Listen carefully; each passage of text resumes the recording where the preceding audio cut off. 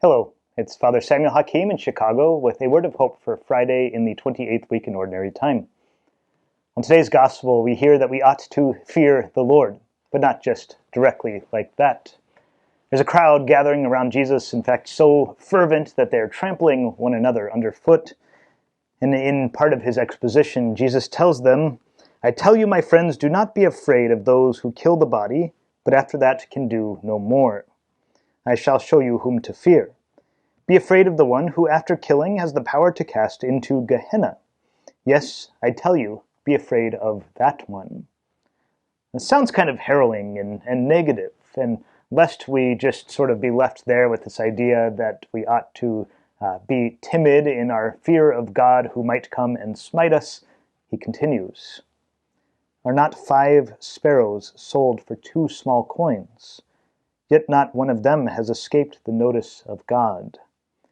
Even the hairs of your head have all been counted. Do not be afraid. You are worth more than many sparrows."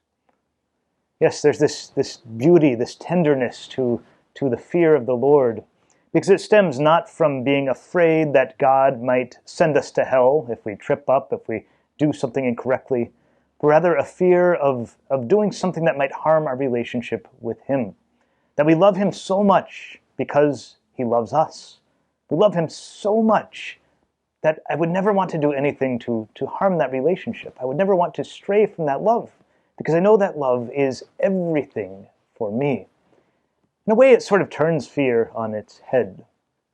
We have a saint that we celebrate today who knew this very well, Saint Ignatius of Antioch. He was the 3rd bishop of Antioch in Syria and was put to death in Rome in the early 2nd century.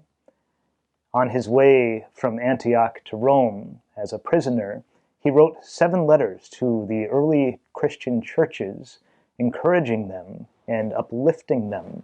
And contained within those letters is so much of what we believe even today in our faith. Information about the person of Jesus Christ, His divinity, His humanity, born of the Virgin. Information about our sacraments, especially the Eucharist, truly being the body, blood, soul, and divinity of Jesus Christ. Information about the structure of the Church and its hierarchy, bishops, priests, and deacons, and lay faithful working together as the body of Christ. And information about the importance of unity within our Church as truly the body of Christ. Yes, indeed, Ignatius was not afraid of those who could and in fact would kill his body, because his love for God was so strong.